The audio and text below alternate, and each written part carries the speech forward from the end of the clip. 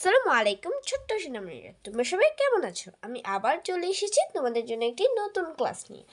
আজকে আমরা প্রথম শ্রেণীর আমার বাংলা বইয়ের পাঠ 27 থেকে জানব। তাহলে চলো ক্লাসটি শুরু করা যাক।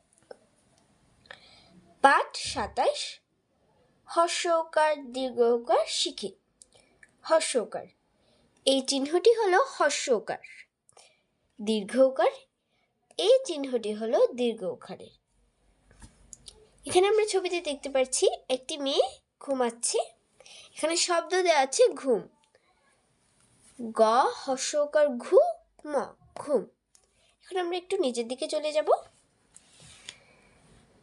এখানে আমরা নিচে দেখতে পাচ্ছি হর্ষকার, আর এখানে হর্ষকার লেখার জন্য ডট দিয়ে হর্ষকার দেওয়া আছে। চলো আমরা এগুলো লিখি। প্রথমে আমরা হর্ষকারটা এখান থেকে শুরু করব, তারপর এভাবে, এই যে হয়ে গেল আমাদের হর্ষকার। এখন আমরা এগুলো সব লিখব। এইভাবে করে দেন, তারপর এভাবে এভাবে এভাবে। তোমরা এগুলো কিন্তু বাড়িতে লেখার চেষ্টা করবে। আমি এখন তোমাদেরকে লিখে দিয়েছি। আমরা একটু নিচের দিকে চলে যাচ্ছি। এখানে আমরা ছবিতে দেখতে পাচ্ছি একটি কূপ। এই কূপ থেকে এইভাবে দড়ি দিয়ে, দড়িতে একটি বালতি বেঁধে জল নেওয়া হয়। এখানে শব্দ দেওয়া আছে কূপ। ক দীর্ঘ ওকার খু প, কূপ। এখানে দীর্ঘ ওকার চিহ্ন দেওয়া আছে, দীর্ঘ ওকার, আর এগুলো হচ্ছে ডট দিয়ে দেওয়া আছে। এখন আমরা এগুলো লিখব। প্রথমে আমরা এখান থেকে শুরু করব তীর চিহ্ন অনুযায়ী। এই যে আমরা লিখে ফেললাম। এখন আরগুলি সব লিখব এভাবে করে, এভাবে এভাবে। আমাদের লেখা শেষ। এখানে নিচে দুটি শব্দ দেওয়া আছে, একটি ঘুম, একটি কূপ। এগুলো কিন্তু আমরা উপরে পড়েছিলাম, ঘুম কূপ। আশা করছি এই পার্টটি তোমরা বুঝতে পেরেছো। আমরা এখন পরের পার্টে চলে যাব। পাঠ 28, রিকার শিখি। রিকার, রিকার, এখানে রিকার চিহ্ন দেওয়া আছে। এটি হলো রিকার চিহ্ন। এখানে আমরা ছবিতে দেখতে পাচ্ছি একটি জারে ঘৃত রাখা আছে। ঘৃত অর্থ ঘি, ঘৃত অর্থ ঘি। এখানে ঘৃত শব্দটিতে রিকার ইউজ করা হয়েছে, তাই এই শব্দটি এখানে দেওয়া হয়েছে। এখন আমরা একটু নিচের দিকে চলে যাব। এখন আমরা নিচের দিকে চলে এসেছি। এখানে রিকার চিহ্ন দেওয়া আছে, আর এখানে ডট দিয়ে দেওয়া আছে। এখন আমরা এগুলো লেখার চেষ্টা করব। প্রথমে আমরা এটি এখান থেকে শুরু করব। তীর চিহ্ন অনুযায়ী আমরা এভাবে লিখব। তারপর আমরা সেমভাবে আর সবগুলো লিখে ফেলব।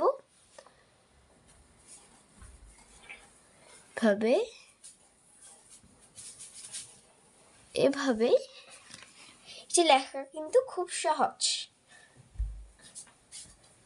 এখন আমরা আরেকটু নিচের দিকে চলে যাব। এখানে আমরা ছবিতে দেখতে পাচ্ছি ঘাস, ঘাসের উপর একটি পাখি, পাখি আছে। এখানে শব্দ দেওয়া আছে তৃণ। তৃণের শব্দের অর্থ হচ্ছে ঘাস। তৃণ শব্দের অর্থ হলো ঘাস। এখানে আমরা নিচের দিকে চলে যাব।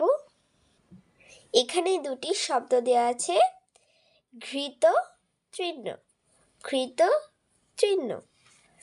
এগুলো কিন্তু আমরা উপরে পড়ে এসেছি, এই শব্দ দুটি। এখন আমরা এর পরের পেজে চলে যাব। এই পার্টটি যদি তোমরা না বুঝে থাকো বা এই পার্টটি যদি তোমরা না বুঝে থাকো আমাকে কমেন্ট সেকশনে জানাবা। এখন আমরা পরের পার্টে চলে যাব। পাঠ 29, একার উইকার শিখি। একার এটি হলো একার চিহ্ন, ওইকার এটি হলো ওইকার চিহ্ন। এখানে আমরা ছবিতে দেখতে পাচ্ছি মেঘ, কালো মেঘ। এখানে শব্দ দেওয়া আছে মেঘ। এই মেঘ শব্দটিতে একার ইউজ করা হয়েছে, তাই শব্দটি এখানে দেওয়া হয়েছে।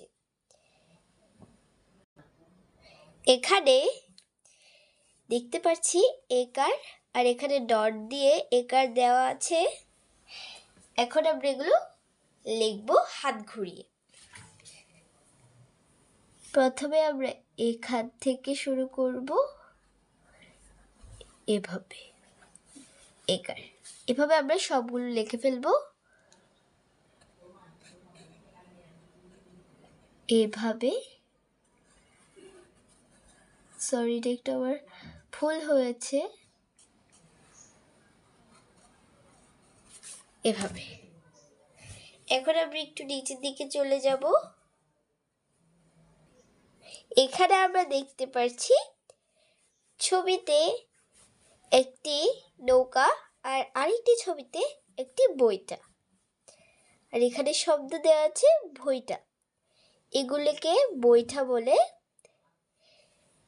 এই বইটা শব্দটিতে ওইকার ইউজ করা হয়েছে, তাই শব্দটি এখানে দেওয়া হয়েছে।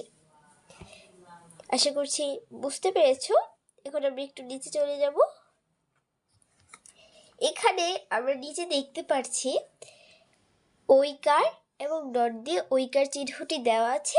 এখন আমরা এগুলো লেখার চেষ্টা করব। প্রথমে আমরা এভাবে করে, তারপর এভাবে করে এটি লিখব। হয়ে গেল। এভাবে করে আমরা সব লিখে ফেলবো। এভাবে, এভাবে,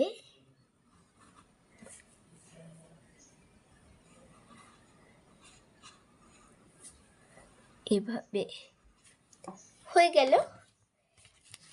এখন আমরা এর নিচে দুটি শব্দ দেখতে পাচ্ছি, মেঘ, বৈঠা, যেগুলো আমরা উপরে পড়ে এসেছি, মেঘ, বৈঠা। আশা করছি এই পাঠটি বুঝতে পেরেছো এবং এই ক্লাসটিও ভালোভাবে বুঝতে পেরেছো। ক্লাসটি যদি তোমাদের ভালো লেগে থাকে তাহলে এই ক্লাসটিতে লাইক, কমেন্ট, শেয়ার এবং সাবস্ক্রাইব করে আমার পাশে থাকবা। সে পর্যন্ত তোমরা ভালো থাকো, সুস্থ থাকো। তোমাদের জন্য শুভকামনা রইল। আসসালামু আলাইকুম।